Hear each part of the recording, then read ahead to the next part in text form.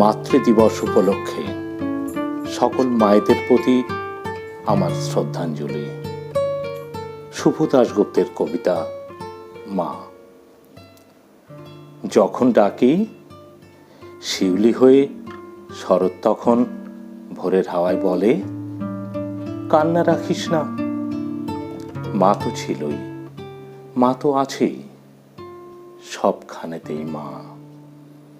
যখন ডাকি মা, সহস্র চোখ বিপন্ন মুখ দুহাত তুলে বলে, বাইরে খুঁজিস না। ব্যর্থ জীবন, ক্লান্ত জীবন, পাশেই আছে মা। মা বললেই স্নেহের সকাল, মা বললেই তৃষ্ণার জল, মা বললেই ছায়ার আঁচল, মা বললেই দুঃখ উধাও।